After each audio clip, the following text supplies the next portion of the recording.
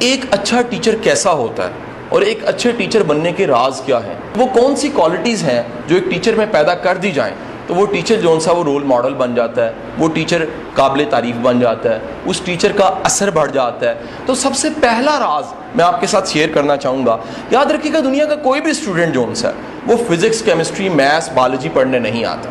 دراصل وہ ایک تعلیمی ادارے کے پاس، وہ ایک ٹیچر کے پاس، وہ ایک استاد کے پاس اس لیے آتا ہے کہ وہ ٹیچر، وہ دانشور، وہ ادارہ اس کو صرف یقین دے دے کہ تم کچھ کر سکتے ہو۔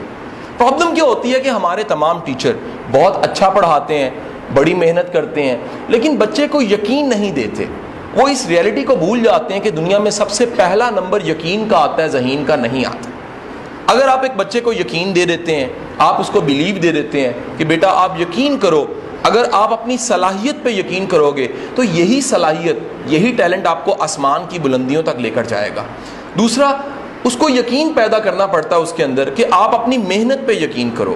اگر بچے کو اپنی ہارڈ ورک پہ، اپنی ایفرٹ پہ یقین ہو جاتا ہے تو اس کا پڑھنے کو دل کرتا ہے۔ جب اس کا پڑھنے کو دل کرتا ہے تو پھر اس کو کہنا نہیں پڑتا، اس کی موٹیویشن انر ہو جاتی ہے۔ ایکسٹرنل دھکا موٹیویشن نہیں ہمیں لگانی پڑتی، اور جب انر موٹیویشن ہوتی ہے تو وہی عام سا بچہ لائک بچہ بن جاتا ہے۔ اس کو یقین تیسرا یہ دینا پڑتا ہے کہ اسے خدا پہ بھی یقین ہونا چاہیے، اسے خدا کے کرم پہ بھی یقین ہونا چاہیے۔ اس کو یہ یقین ہونا چاہیے کہ نظام قدرت میں، قدرت نے آج تک کسی کی محنت ضائع نہیں کی۔